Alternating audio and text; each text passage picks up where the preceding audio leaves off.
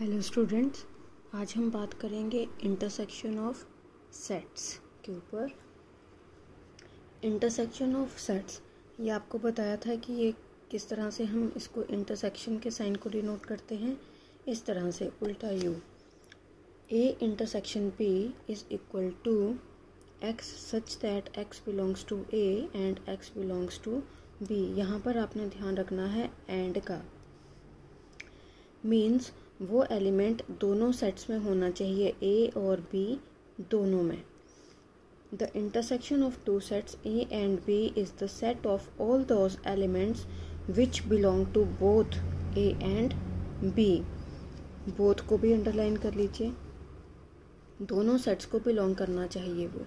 For example, जैसे ए है हमारे पास 1 2 3, बी है हमारे पास 2 3 4 5, then A intersection B is equal to A के एलिमेंट्स लिखेंगे, इंटरसेक्शन बी के एलिमेंट्स लिखेंगे। अब देखिए दोनों में कौन से एलिमेंट्स हैं, 2 2, तो 2 हमारा आंसर, 3 3 3 हमारा आंसर। वेन डायग्राम में इसको कैसे रिप्रेजेंट करेंगे, जो कॉमन एलिमेंट्स दोनों के जो प्रेजेंट होते हैं वो यहाँ पर लिखे जाते हैं। जैसे यहाँ पर मैंने लिखा है 2 एंड 3, बाकी ए के जो रह गए वो ए सेट में लिखे जाएंगे, जो बी के रह गए वो बी सेट में लिखे जाएंगे। 1 एंड 4 5, ये है इसकी वेन डायग्राम रिप्रेजेंटेशन। एक बात और आपने ध्यान रखनी है कि अगर उनमें कुछ भी कॉमन नहीं है, if A and B are two sets such that A intersection B is equal to 5, then A and B are called disjoint sets. अगर उनमें कुछ भी कॉमन नहीं है तो उनको क्या कहा जाता है, डिसजॉइंट सेट्स। फॉर एग्जांपल, ए के एलिमेंट्स हैं 1 2 3, बी के एलिमेंट्स हैं 4 5 6, then A intersection B is equal to, यहाँ पर कुछ भी कॉमन नहीं है मीन्स एम्प्टी है, empty means 5, then it A and B are disjoint sets. यहाँ पर देखिए ये जो शेडेड पार्ट है ये है इंटरसेक्शन का पार्ट। यहाँ पर कोई भी आप एलिमेंट नहीं लिखेंगे, क्योंकि इनमें कुछ भी कॉमन है ही नहीं, तो ये एज इट इज़ ही रहने देंगे आप। ये है ए इंटरसेक्शन बी। जब यहाँ पर कुछ भी नहीं आएगा, nothing is written here, so A and B are disjoint sets. Intersection of sets, intersection का साइन इस तरह से है, एक तो ये, और दूसरा एंड वर्ड आपने ध्यान रखना है। अगर आपको आगे प्रॉब्लम्स वाले क्वेश्चंस आएंगे तो उनमें आप एंड वर्ड जहाँ यूज़ हुआ होगा उसको आप समझेंगे कि वहाँ पर वो उन्होंने आपको इंटरसेक्शन दिया हुआ है। इंटरसेक्शन ऑफ अ सेट्स, इसमें वो जो एलिमेंट है दोनों ही सेट्स में होना चाहिए जिसके बीच में आप इंटरसेक्शन निकाल रहे हैं, कैलकुलेट कर रहे हैं, दोनों में ही वो एलिमेंट्स होना चाहिए। और वेन डायग्राम में आपने जब शो करना है तो जो कॉमन एलिमेंट्स होंगे जो ए और बी दोनों में प्रेजेंट होंगे वो यहाँ लिखे जाएंगे, बाकी रेस्ट ऑफ द एलिमेंट्स उनके अपने अपने सेट्स में लिखे जाएंगे। और अगर उनके बीच में कुछ भी कॉमन नहीं आता है तो हम उन्हें कहते हैं डिसजॉइंट सेट्स। जैसे A intersection B is equal to 5, because nothing is common between them, so A and B are disjoint. और इनको हम किससे डिनोट करेंगे, 5 से डिनोट करेंगे। नाउ जैसे हमने यूनियन ऑफ सेट्स में प्रॉपर्टीज़ पढ़ी थी, उसी तरह से हम यहाँ पर भी प्रॉपर्टीज़ की बात करेंगे। Some properties of the operation of intersection. पहली प्रॉपर्टी है आपकी A intersection B is equal to B intersection A.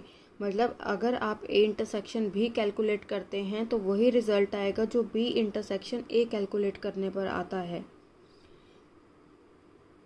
Commutative law, आपने क्या करना है, ये जितनी भी प्रॉपर्टीज़ हैं ये जैसे आपने यूनियन ऑफ सेट्स में मैंने आपको बताया था कि वो आपने प्रूव करनी है, उसी तरह से ये प्रॉपर्टीज़ आप इंटरसेक्शन की जो प्रॉपर्टीज़ हैं ये भी आप प्रूव करेंगे, खुद एग्जांपल लेकर इनको प्रूव करेंगे, just like union of sets में आपने किया था।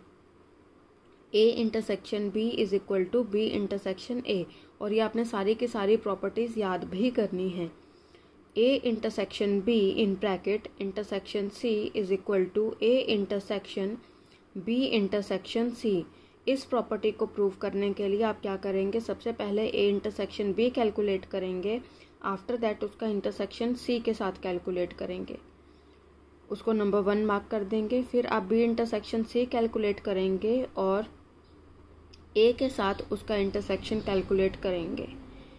जब आप ये इंटरसेक्शन कैलकुलेट करेंगे तो आप देखेंगे कि ये दोनों ही इक्वल आ रहे हैं, दैट इज़ एसोसिएटिव लॉ जो है वो यहाँ पर होल्ड होता है। नेक्स्ट है थर्ड आपके पास phi intersection A is equal to phi, मतलब एम्प्टी सेट इंटरसेक्शन कोई भी आप ए सेट ले लीजिए तो उनके बीच में कुछ भी कॉमन नहीं आएगा, that is phi, law of phi.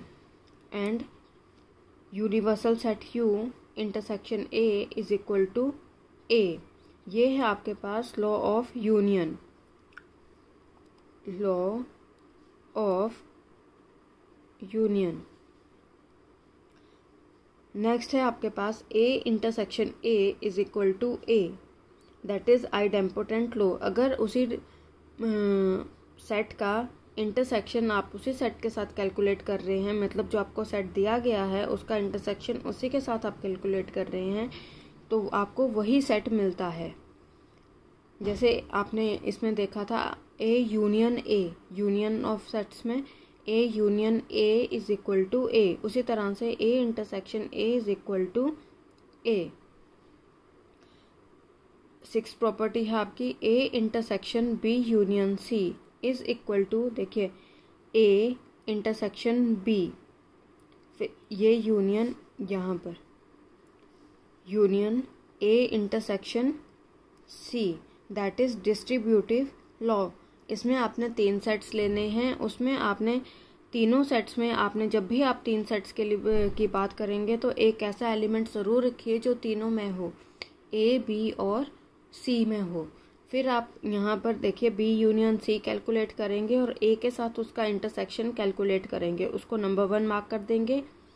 After that A intersection B अलग से कैलकुलेट करेंगे, ए इंटरसेक्शन सी अलग से कैलकुलेट करेंगे और दोनों का यूनियन कैलकुलेट करेंगे। यूनियन मतलब कंबाइन करना।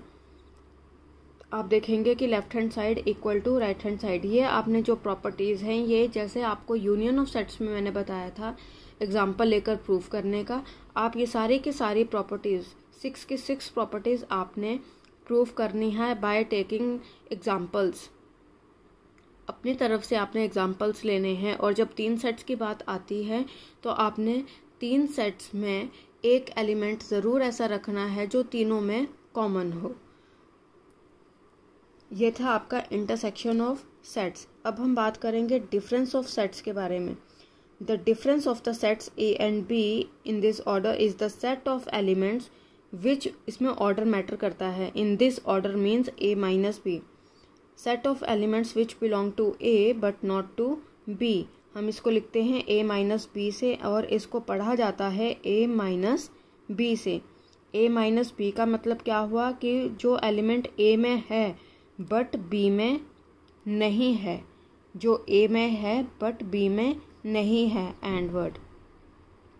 जैसे फॉर एग्जांपल ए सेट लिया मैंने, ये 1 2 3 4 5 इसके एलिमेंट्स लिए, बी मैंने लिया है 2 4 6 8।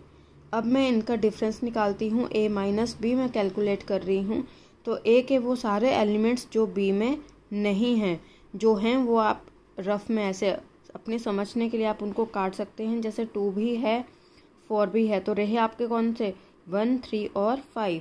तो ए माइनस बी का आंसर क्या आया 1 3 और 5। ये आप वेन डायग्राम शो करेंगे, इसमें आप कॉमन एलिमेंट्स बीच में लिखेंगे, फिर बी के एलिमेंट्स जो रह गए हैं वो लिखेंगे, जैसे 6 और 8, 2 4 6 8 ये बी के एलिमेंट्स, 1 3 5 जो रह गए थे वो ए के एलिमेंट्स। आपने शेड किस पार्ट को करना है, इस पार्ट को शेड करना है जो आपका आंसर होगा। ए माइनस बी है ये आपका डिफरेंस ऑफ सेट्स। आपने इस तरह से वेन डायग्राम में इसकी रिप्रेजेंटेशन करनी है। कोशिश कीजिए जब भी आप इन क्वेश्चंस को अटेम्प्ट करें, यूनियन ऑफ सेट्स का हो, चाहे इंटरसेक्शन ऑफ सेट्स का हो, चाहे डिफरेंस ऑफ सेट्स का हो, चाहे डिसजॉइंट का हो, आप वेन डायग्राम ज़रूर बनाइए ताकि आपको इससे और क्लैरिटी होगी, आपको पता चलेगा कि वेन डायग्राम से डायरेक्टली हम आंसर्स को देख सकते हैं, हम पता लगा सकते हैं कि हाँ ये हमारा कॉमन है, ये हमारा ए के एलिमेंट है, ये हमारे बी के एलिमेंट है। आपने इन पर बेस्ड टॉपिक्स पर बेस्ड क्वेश्चंस अटेम्प्ट करने की कोशिश करनी है। यूनियन ऑफ सेट्स तो आप कर ही चुके हैं, आज आप क्वेश्चंस करेंगे based on intersection of sets and difference of sets from the exercise as well as also examples भी आप करेंगे। Thank you.